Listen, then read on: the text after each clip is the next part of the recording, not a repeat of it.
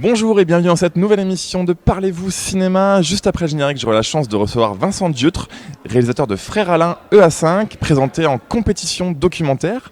A tout de suite.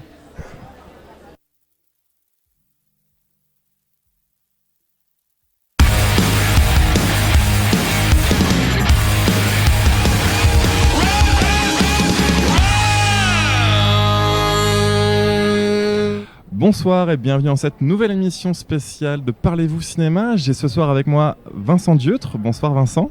Bonsoir. Vous venez présenter en compétition votre film documentaire Frère Alain EA5. Donc film documentaire où en fait vous partez à Florence. Vous deviez partir en fin de compte, vous racontez dans le film, avec Alain Cavalier. Et vous partez seul au final. Et on suit votre périple comme ça à Florence. Comment est née cette idée-là de faire ce film? C'est-à-dire que EA5, comme son nom l'indique, c'est le 5e d'une série de films que je fais en marge de mes films, on va dire, pour la salle, qui sont des films qui s'appellent Exercice d'admiration numéro. Alors il y a 1, 2, 3, 4, 5 et EA5 est donc le dernier. Et il est né d'une envie et d'une rencontre, parce que je connais Alain Cavalier depuis un certain temps. J'ai été très influencé par ses films, très impressionné par ses choix artistiques. C'est le premier à avoir laissé tomber la fiction traditionnelle pour se lancer dans une espèce d'autobiographie, de journal intime qu'il tourne avec des petites caméras seul. Et donc ça m'a beaucoup impressionné. Je voulais lui rendre hommage d'une manière ou d'une autre. Et à un moment, ça s'est présenté comme ça, on en avait parlé. Je lui avais parlé du personnage de Saint François d'Assise, qui au Moyen-Âge fait un peu la même chose, c'est-à-dire qu'il se retire de toutes ses richesses pour créer l'ordre mendiant des moines franciscains. Et comme je sais qu'Alain Cavalier est très intéressé par... Je ne crois pas que ce soit quelqu'un de religieux, mais il est très fasciné. Il a fait un film sur Thérèse de Lisieux. Il y a beaucoup de références à la foi, à la transcendance. Il a fait un film sur le paradis, sur l'idée d'après la mort. Et donc, je me suis dit que ce personnage de Saint François d'Assise, ça serait intéressant de mettre Alain face à ces fresques qui sont à Florence et qui racontent la vie de François, et puis de partir de là, de faire une espèce de dialogue de cinéma, de savoir pourquoi il a fait ses choix assez radicaux à une certaine époque, enfin lui poser des questions. Et donc du coup, comme au dernier moment, il n'a pas refusé, mais enfin il m'a dit que c'était peut-être pas le moment, qu'il le ferait peut-être plus tard. Je lui ai dit, écoute, je vais aller à Florence tout seul et on va le faire presque comme une correspondance. Alors, et finalement, comme on le disait auparavant, c'est aussi bien comme ça, si ce n'est mieux comme ça, parce que du coup, j'ai emmené avec moi à Florence toute son œuvre, en DVD, j'avais tout avec moi et j'avais donc ces fresques à disposition sous les yeux, puisqu'à Florence il y a partout des œuvres d'art, des choses en rapport avec le personnage de François d'Assise, qui est un saint assez important dans la peinture de la Renaissance, et Florence étant la ville de la Renaissance par excellence. Donc je me suis promené en mélangeant un petit peu des promenades artistiques, on va dire, dans Florence, et cette promenade cinématographique dans tout l'itinéraire d'Alain Cavalier, de son premier film avec Alain Delon, etc., jusqu'à ses journaux intimes où il se filme seul avec la caméra, et d'essayer de comprendre ce qui s'est passé, de lui demander de faire des réponses, enfin des espèces d'envois comme ça de Paris que je recevais moi à Florence. Et il m'a envoyé deux petits films en fait que j'ai intervertis. Celui qui m'avait envoyé à la fin, je l'ai mis au début, et celui du début à la fin. Mais malgré tout, ça m'a permis de garder cette dimension de dialogue, puisque en l'occurrence l'exercice d'admiration, là je le fais avec quelqu'un qui est encore vivant, ce qui n'était pas le cas. J'ai fait un exercice autour de Jean Eustache ou autour de Jean Cocteau ou de Rossellini, qui sont des monuments, des gens. Alors comme il était encore là, je me suis dit voilà, c'est très important qu'il soit vraiment dans le film. Alors là, il se trouve que c'est avec sa voix notamment, mais il commente ces petits films et il m'explique, enfin je lui demande qu'est-ce qui le fait tenir encore. C'est un petit peu ça la question de mon film, c'est d'essayer de comprendre quelqu'un qui est plus âgé que moi, qui a plus d'expérience que moi, comment à quoi il croit encore dans le cinéma. C'est-à-dire moi j'ai souvent tendance à douter beaucoup, et la personne d'Alain est quelqu'un qui me redonne de l'énergie, qui me dit voilà, non, il faut y aller, il faut y croire, il faut faire des films, et ça c'est irremplaçable, et ce film est un petit peu ça, voilà. Ce qu'on va faire pour que tout le monde sache de quoi on parle, on va diffuser la bande-annonce qui est très courte, et on se retrouve juste après pour continuer cet échange. On vous lance la bande-annonce de Frère Alain, EA5, à tout de suite.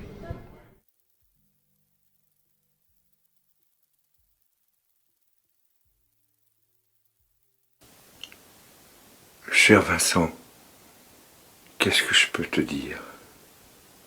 Je me lève le matin, je filme. Et je filmerai toute la journée.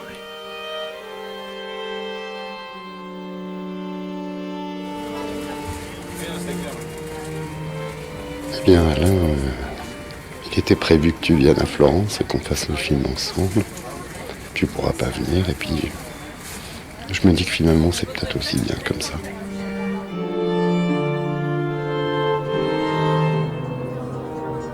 François est allongé et il y a tous ces petits moines franciscains autour de lui qui le regardent.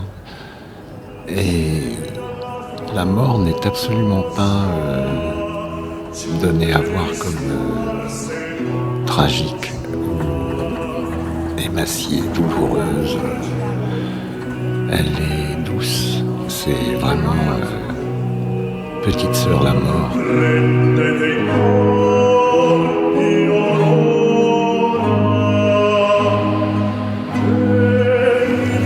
Fra Allino. Cher Vincent, J'ai vu que ça existait. Allino di Parigi, cineasta.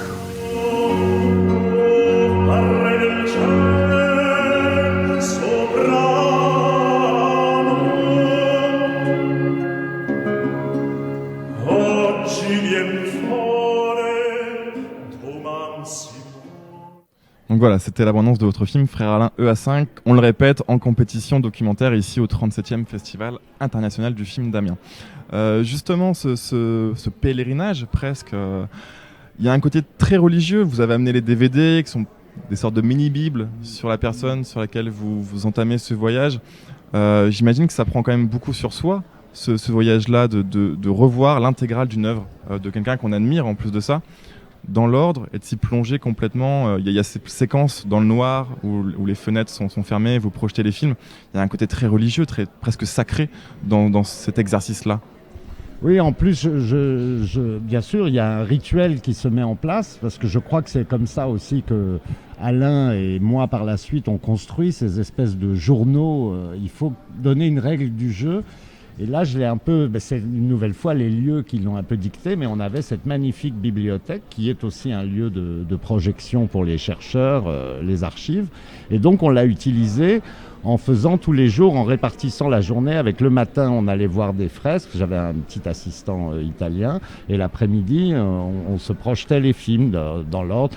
Et puis aussi, on a fait des séances de banc-titrage, puisqu'il s'est avéré que les fresques étaient très difficiles à filmer pour des raisons de lumière et de système, etc. Donc j'ai fini par créer dans la chambre qu'on occupait à l'Institut français de Florence une espèce de petit système pour refilmer des peintures et donc articuler les extraits des films d'Alain avec des bouts de la vie de François, peints par Giotto principalement, et de raconter en même temps comment se déroule ce séjour à Florence, d'y mettre des petites notes personnelles et en imitant un petit peu de façon parfois même comique, parce que moi d'habitude ce n'est pas moi qui fais l'image, le son, etc. Donc là j'étais dans une situation où j'étais un apprenti Alain Cavalier, et bon, il m'arrive de laisser mon doigt devant l'objectif ou de trembler un petit peu, et ça crée des incidents. Donc au montage j'ai joué de tout ça, mais vous avez raison, en gardant cette espèce de règle du jeu qui est comme un rituel, avec aussi le passage du camion des poubelles qui me réveillait chaque matin, qui permet aux spectateurs de comprendre la chronologie, les jours, comment ça se passe, et puis d'insérer à l'intérieur enfin plutôt au bord de ce film, les deux films que m'envoyait le maître. C'est un petit peu une chose d'élève à maître aussi, hein. C'est un petit peu un hommage, mais qui passe par ce rituel. Ouais. Et justement, il y a presque même un jeu de maître-élève, comme vous le disiez, et de mimétisme, j'ai l'impression. Parce que du coup, moi, j'ai vu votre film en premier, j'avais juste vu Pater avant le festival, et quand on voit Le Paradis, c'est vrai que j'ai retrouvé des gimmicks que vous aviez utilisés dans votre film, et il y a une sorte de mimétisme entre votre travail donc d'admiration, comme vous le dites, et les films d'Alain Cavalier. C'était voulu ça ou c'était... Absolument. Il y a même parfois des citations vraiment de films d'Alain que je fais un peu en forme de pastiche, en toute humilité. Mais il est vrai que moi, quand je fais un film personnellement, je ne procède pas de cette manière-là. Donc j'ai voulu vraiment me livrer assez spontanément, sans trop y réfléchir, à la manière de faire d'Alain. C'est-à-dire de parler en même temps qu'on tourne. Normalement, moi, j'enregistre ma voix après, dans un studio, tout est écrit. Là, j'improvisais vraiment et parfois des phrases me venaient en tête. Et ça, c'est la grande idée d'Alain, et c'est pour ça qu'il a tellement rejeté le grand cinéma pour faire l'apologie de ces petites caméras, c'est que ça lui permettait d'inventer en même temps l'image et le son sans jamais monter dans... Alors maintenant... Il a un petit peu évolué dans ses dispositifs, je le taquine un petit peu dans le film à défaut. C'est pour ça que je m'amuse moi aussi parfois à mettre du off, du in, des faux claps pour lui montrer, pour s'entendre que moi aussi j'ai un peu de... Je ne prends pas ça comme un dogme absolu, ce qu'il a dit, puisque lui ne le prend pas comme ça. Mais c'était de la règle du jeu, oui, de parfois reprendre à mon compte ce qui peut-être moi me touche le plus dans le cinéma d'Alain Cavalier, c'est-à-dire la mise au même niveau de choses extrêmement graves et profondes, de réflexion sur la mort, parfois sur le devenir, et puis en même temps d'un petit détail, d'un oiseau qui le charme, comme ça, et ça il va le mettre dans le film au même niveau, et c'est ça qui leur donne tant d'humanité. Et moi j'essaye un petit peu de reprendre ça à mon compte, tout en inscrivant ça dans ce rituel de visionnage à Florence. Et justement, en vous plongeant dans l'œuvre totale d'Alain Cavalier et en l'imitant, qu'est-ce qui est ressorti de ça en fin de compte ? Est-ce que vous vous êtes dit, tiens, il y a ça que j'avais pas remarqué dans le cinéma d'Alain Cavalier ? Est-ce qu'une sorte de révélation presque C'est-à-dire qu'une nouvelle fois, je suis le réalisateur. Ce que je mets dans le film, c'est des choses que j'avais déjà pressenties, mais que je formalise au maximum dans le film. C'est pas non plus une thèse, donc je voulais que ça garde une certaine légèreté, comme les films d'Alain, mais en même temps de partager avec le spectateur la nature de mon admiration, c'est-à-dire d'essayer de lui faire comprendre que c'est pas juste moi, réalisateur, qui aime ce cinéaste et qui va dire pourquoi, que c'est aussi quelque chose que je pense le spectateur peut aussi prendre à son compte et réfléchir à ce que c'est qu'un film de fiction, un budget, la simulation, le maquillage, etc., le cinéma, par rapport à une idée qu'on pourrait se faire d'une certaine qualité de l'art ou d'exigence artistique. Et je pense qu'en ça, évidemment, c'est ce que je pense, mais j'ai essayé de le montrer sans que ce soit... disons que je l'avais découvert avant, mais j'ai essayé de le transmettre de la façon la plus légère et la plus distrayante aussi possible. Alors là, du coup, c'est le 5e exercice d'admiration. Il y a déjà un 6e en route. On vous sent très passionné dans votre rapport au cinéma, et j'imagine. Il y a un 6e, oui, j'ai une idée. Je voudrais faire un exercice d'admiration. Alors là, on revient à des gens qui sont malheureusement disparus, à Marguerite Duras, qui m'a beaucoup impressionné. Alors, ce serait plutôt, oui, à son cinéma d'ailleurs, sans en faire un pastiche non plus, mais voilà, d'essayer de retrouver des gens qui ont connu. J'en ai fait un autour de Jean Eustache, j'en ai fait un autour de Naomi Kawase, qui était très jeune encore, une réalisatrice japonaise. Donc voilà, ça va un peu dans tous les sens, mais c'est souvent à cause d'une rencontre. Là, par exemple, Marguerite Duras, c'est parce que j'ai retrouvé au hasard des projections et des festivals, Marie-France, qui est un personnage incroyable à Paris, qui a joué au théâtre cette pièce complètement folle qui s'appelle le Navire Night. D'accord. À l'époque, alors qu'elle n'était pas du tout comédienne, etc. Marguerite avait tenu à ce que ce soit elle. Et en lui parlant, j'ai dit, voilà, on pourrait 40 ans plus tard, refaire un peu cette idée que tu sois le Navire Night, surtout qu'il y avait une prémonition du réseau, d'Internet, etc. dans cette pièce, qui aujourd'hui est intéressante parce qu'on est en plein dedans. Et donc voilà, il y a cette occasion-là. C'est pour ça. Sinon, il y a tellement de choses que j'admire que je pense qu'on ira jusqu'à 200. On vous le souhaite en tout cas. Bah Merci oui, je suis Vincent très Dutre. content de montrer ce film à Amiens en présence d'Alain. Je crois que ça va être une belle expérience. Merci à vous, on vous souhaite bonne chance pour la compétition. On rappelle que le film est en compétition documentaire. Voilà, merci à vous. On Merci. vous quitte avec les images de la journée d'hier, notamment avec des masterclass et Alexandre Gavras qui était là pour l'avant-première de Jusqu'à la garde. À demain, bonne soirée sur le festival, ciao.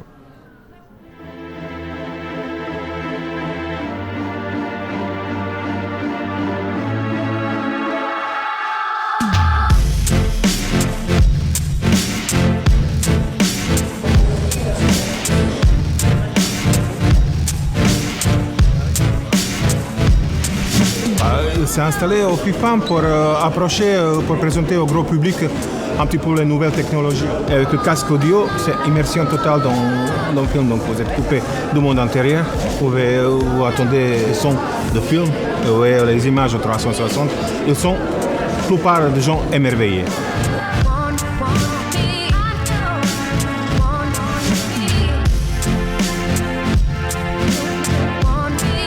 Au cinéma, le talent, c'est que du travail. Donc rêvez et bienvenue à la film. On a une nouvelle promotion qui vient nous présenter ses films.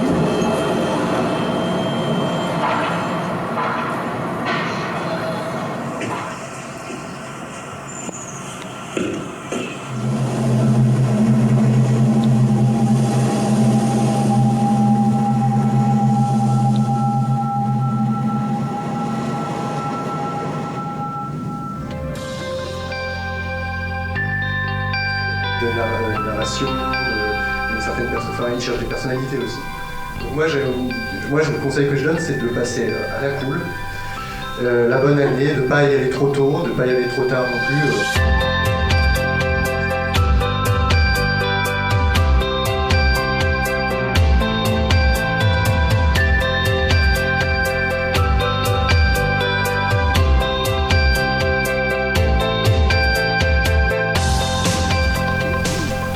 J'ai l'air de présenter ça comme un inconvénient. C'est un inconvénient, mais c'est aussi un atout évidemment extraordinaire.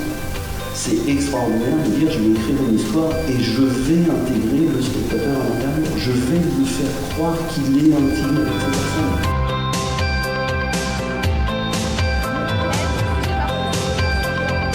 Moi aussi je suis passionnée de cinéma et je trouve ça très très important de venir au festival. C'est super que ça fait 37 ans maintenant, j'imagine qu'Amiens fait un festival, il faut continuer quoi. Je trouve que c'est toujours une très bonne opportunité pour nous. Moi c'est le premier festival que je fais et pour ma part je trouve ça super, quoi. C'est une expérience à faire.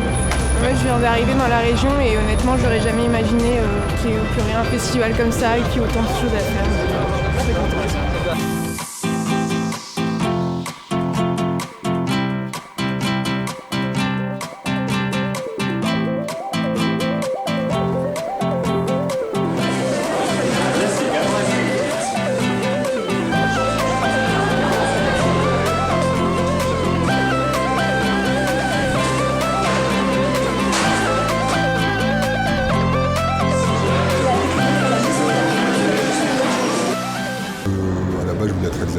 Et je me suis dit, un réalisateur, il doit tout connaître, tous les métiers, pour pouvoir, comme un capitaine de bateau, en fait, pour pouvoir manœuvrer sur le bateau. En fait, j'ai commencé, ma mère est productrice, et j'ai commencé à 16 ans à garder les décors la nuit au fin fond de Paris, dans les quartiers complètement désœuvrés, dans une caravane. Elle me dit, écoute, s'il y a un problème, tiens, voilà une télécarte, et il y a une cabine au bout de la rue à 200 mètres.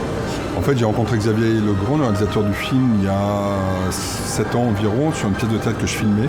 Il était assistant de mise en scène, il m'a fait lire son scénario de court-métrage qu'il voulait réaliser. Et je le trouvais super bien. Et je me suis dit, c'est vraiment un des plus beaux scénarios que j'avais lu de court-métrage. Et je me suis dit, c'est dommage de passer à côté. Donc je lui ai dit, écoute, si tu veux, je te le produis. Donc je l'ai accompagné dans la production, dans la fabrication du film, qui reprend les mêmes personnages, la même intrigue, mais un an après ce qui se passait dans le cours. Mais on peut voir les deux films indépendamment. Voilà, c'est une vraie collaboration qu'on a eue et qui marche très bien.